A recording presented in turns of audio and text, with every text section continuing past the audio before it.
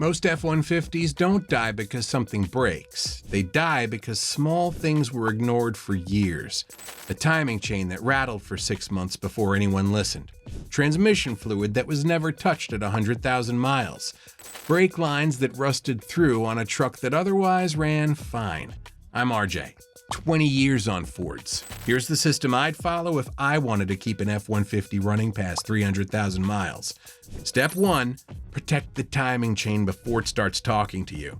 By the time you hear the timing chain rattle on a cold start, on a 5.4 Triton or 3.5 EcoBoost, the damage is already done. You're looking at $2,000 to $4,000 minimum. The chain itself is usually fine. It's the guides and tensioners that go first. And they go because of oil. On the 5.4 Triton, especially the 3-valve version in 2004 through 2010 F-150s, the tensioners can't maintain pressure on degraded oil. The chain starts slapping. I've seen guides destroyed at 120,000 miles on trucks that stretched oil changes to 7,000 or 8,000 miles. On the 3.5 EcoBoost, the chain stretches silently until you start getting P0016 or P0017 cam correlation codes and a rough idle. At that point, you're already into it. The prevention costs nothing extra. 5,000-mile oil changes with full synthetic. Check the oil level monthly.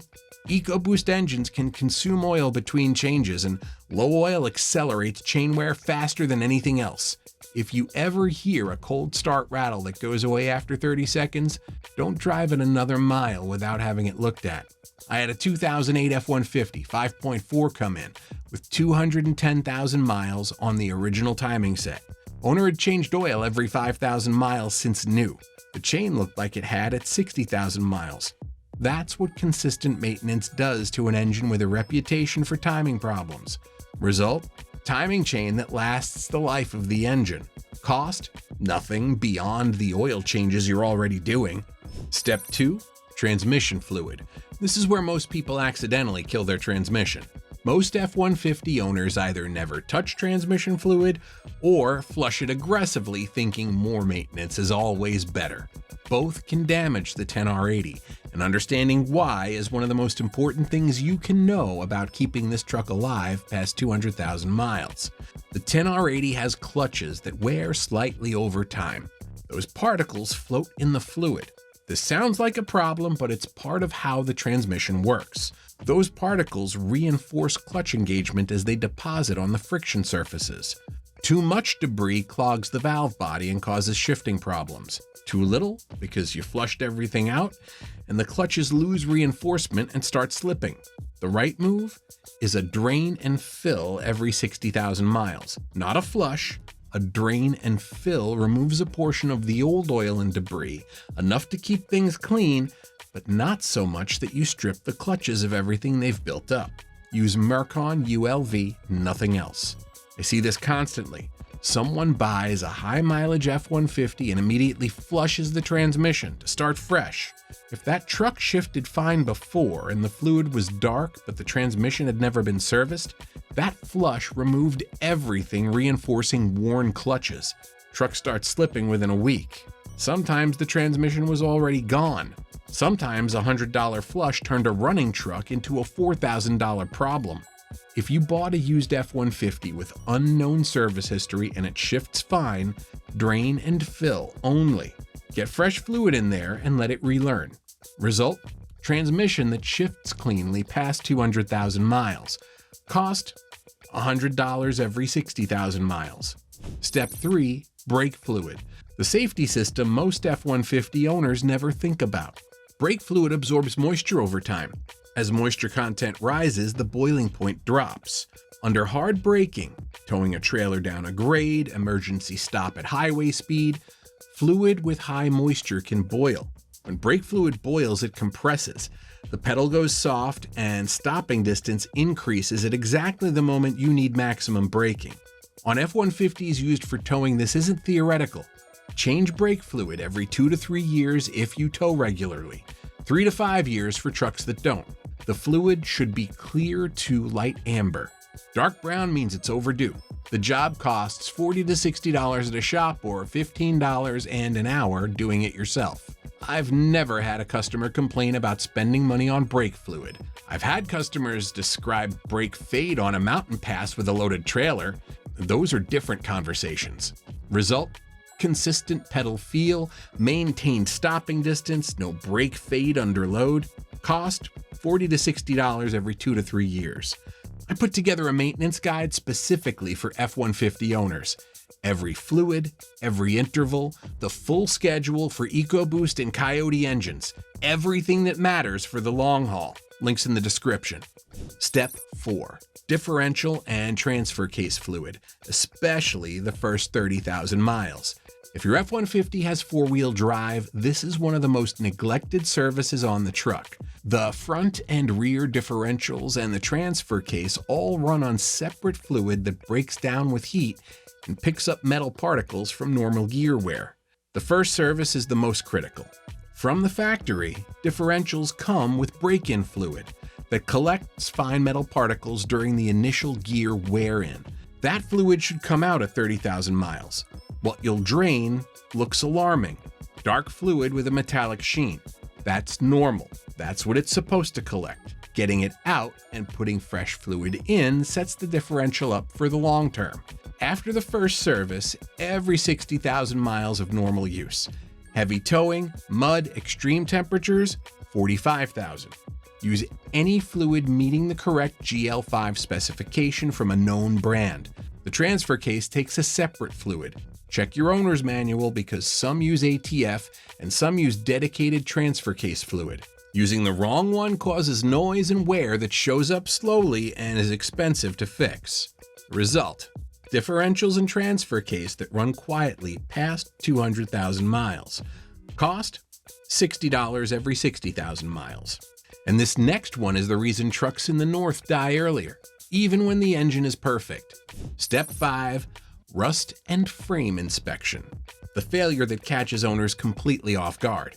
F-150s built before 2015 have a frame rust reputation that is completely earned. The rear leaf spring mounts, the rear cross member, and the fuel and brake lines running along the frame are the most vulnerable points. I've seen frames on northern F-150s at 150,000 miles that looked like they had 250,000 miles of salt exposure. Once frame rust gets deep enough into the steel, it's not a cleaning problem, it's a replacement problem. Replacing frame sections or fuel lines on a rusty F-150 is a several $1,000 job that catches owners completely off guard because the truck drove fine until it didn't. The prevention is cheap and most owners skip it entirely. After every winter season, rinse the undercarriage with a hose or a pressure washer. You're removing salt before it has time to work into the steel. Once a year, get under the truck and look at the leaf spring mounts, fuel lines, and frame rails near the rear. Light surface rust is normal. Bubbling, flaking, or rust that goes through the metal needs addressing. Undercoating spray on bare, clean metal costs $20 to $30 and one afternoon. Do it before rust starts, not after. On 2015 and up F-150s with aluminum body panels, the body doesn't rust the way steel does, but the steel frame underneath still does. The aluminum body fools owners into thinking rust isn't a concern. It is. The result? Frame integrity past 200,000 miles. No surprise fuel line or leaf spring failures. Cost? A garden hose and an afternoon, once a year. Step 6. Battery and electrical, the small stuff that strands trucks. When the battery starts going weak on an F-150, the symptoms are subtle at first. Slightly slow crank on cold mornings, electronics that behave oddly, transmission that seems confused. By the time the truck won't start, the battery has been degrading for months. Most F-150 batteries last 4 to 6 years under normal use. In extreme heat or cold, 3 years is more realistic. Test it annually after the 3-year mark with a load tester, not just a voltage check. A battery can show 12.6 volts at rest and fail under the load of cranking the engine. Any parts store tests it free. When you replace the battery, reset the BMS, the battery monitoring system. Without it, the truck charges the new battery on the old battery's profile and shortens its life. I've seen owners replace a brand new battery twice in 1 year because nobody reset the BMS after the first installation. Check the main ground straps twice a year. one from the battery negative to the chassis, one from the engine block to the chassis. Loose or corroded grounds cause symptoms that look like sensor failures and random misfires. Expensive to diagnose, 10 minutes to fix. Clean the connections with a wire brush and tighten them. Alternator output should be between 13.5 and 14.5 volts at idle with electrical load on. Below 13 volts, the alternator is working harder than it should and will fail sooner than expected. Result: reliable starting, no phantom electrical problems, correct charging for every battery. Cost: 10 minutes, twice a year. Step 7. Coolant. The 60,000-mile flush most owners skip once too often. Coolant doesn't just lose its effectiveness as it ages, it becomes acidic. And acidic coolant attacks aluminum from the inside. Modern F-150 engines are full of aluminum. The EcoBoost has an internal water pump driven by the timing chain. If that pump fails because coolant corroded its seals, you can end up with coolant in the crankcase. That's an engine replacement conversation. Flush every 60,000 miles with Ford-specified coolant. Distilled water in the mix. Check the level monthly. Unexplained coolant loss with no puddle under the truck is an early sign of internal consumption. It costs a few hundred to address at that stage, and several thousand if you wait. There is no such thing as lifetime coolant in real-world F-150 use.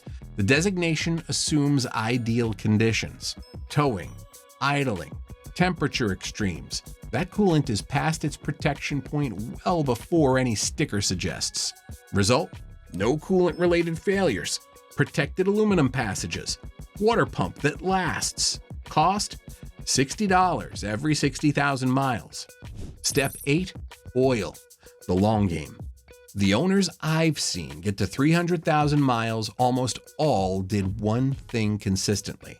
They changed oil on a schedule and never stretched it. Not because they read about it, because they made it automatic.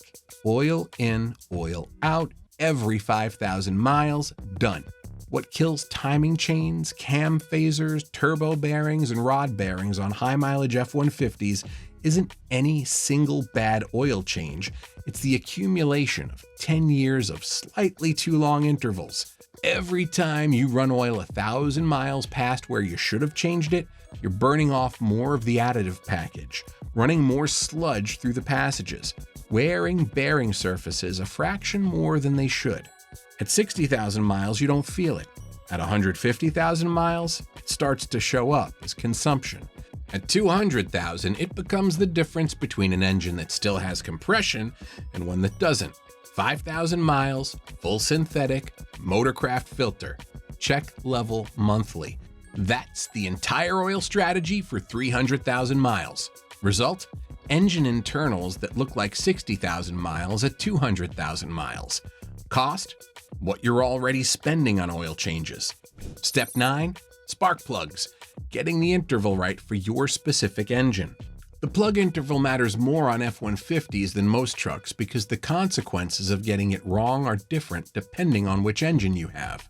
On the 5.4 Triton, especially the 3-valve, the aluminum head threads bind to the steel plug body after years of heat cycling. Pull too hard on a plug that's been in there 100,000 miles and it breaks off in the head. Thread repair is possible, but it's a several $100 job. The rule on Tritons? Remove the plugs every 60,000 miles, whether they need it or not. Break the bond, apply anti-seize, reinstall, or replace. Letting them sit in an aluminum head for 100,000 miles is how you turn a $40 job into a $400 one. On the EcoBoost, 60,000 miles hard limit. These engines run hot and under boost. Electrode gap grows faster than on naturally aspirated engines. A misfiring EcoBoost under boost doesn't just feel rough. Prolonged misfires can crack a catalytic converter. On the 5.0 Coyote, 100,000 miles is reasonable if oil consumption is normal. If you're using more than a quart every 3,000 miles, check the plugs at 60,000. Result: consistent ignition, no misfires, no broken plugs in aluminum heads. Cost: $20 per cylinder on a schedule you control. Step 10. Air filter and MAF. Keep it consistent. Replace the air filter every 15 to 20,000 miles and clean the MAF with MAF cleaner at every filter change. $10, 15 minutes. On trucks used as work trucks, job sites, dirt roads, unpaved surfaces, cut that interval in half. A filter that looks fine in normal conditions can be coated in construction dust that passes particles straight into the turbo compressor. Hold it up to the light before deciding if it's good. Result: clean air, accurate airflow data, no turbo contamination. Cost: $20 twice a year. The next one is specific to EcoBoost F-150s. Most owners won't notice the damage until it's already a $300 service. Step 11, PCV system. What 10 years of ignoring it actually looks like. A stuck PCV valve on an EcoBoost that nobody changes for 100,000 miles doesn't cause a dramatic failure. It causes slow accumulation of oil vapor in the intake, on the MAF, on the intake valves. The truck gets a little slower, a little rougher, consumes slightly more oil. By 150,000 miles, the carbon on the intake valves is thick enough that the engine noticeably lacks low-end torque. By 200,000 miles, it needs a walnut blast service. $300 that a $20 part every 40,000 miles would have largely prevented. Replace the PCV valve every 40,000 miles. If you run an EcoBoost and you tow or idle a lot, add a catch can. The $50 at 50,000 miles is the difference between intake valves that are reasonably clean at 200,000 and intake valves that need major service. Result: slower carbon accumulation, cleaner intake over the life of the truck. Cost: $20 and 40,000 miles. Step 12. Own the maintenance schedule. The truck won't remind you. The trucks I've seen hit 250, 300,000 miles without major repairs almost always belong to owners who kept a written log. Not because they were obsessive about cars, because they decided at some point that they were going to keep this truck, and they treated it like an asset worth protecting. A note on your phone, a glove box card, a spreadsheet, whatever works. Every oil change, write the date and the mileage. Every fluid service, write it down. When you're at 120,000 miles wondering if the differential fluid was ever changed, you want an answer. When you're buying a used F-150 and the owner hands you a log going back to year 1, you know exactly what you're getting. The other thing that matters, don't make maintenance decisions based on how the truck feels. A 10R80 that's never had fluid changed at 100,000 miles might shift perfectly. An EcoBoost running on degraded oil 2,000 miles past the change interval might feel completely normal. The damage is happening whether you feel it or not. The schedule protects you from the gap between what you can feel and what's actually happening inside the engine. 300,000 miles on an F-150 isn't a mechanical achievement. The engine can go that far. The question is, can the owner? Result: no surprise failures, no guesswork on service history, no $4,000 repairs that a $200 repair service would have prevented. Oil, timing chain, transmission fluid, brake fluid, differential fluid, rust inspection, battery, coolant, spark plugs, air filter, PCV, and a system for tracking all of it. That's the list. If you want a deeper look at oil, throttle body, carbon buildup, and the EcoBoost specific items, I went through all of that from the restoration angle in Doing This Will Make Your Ford F-150 Engine Run Like New Again. Worth watching alongside this one.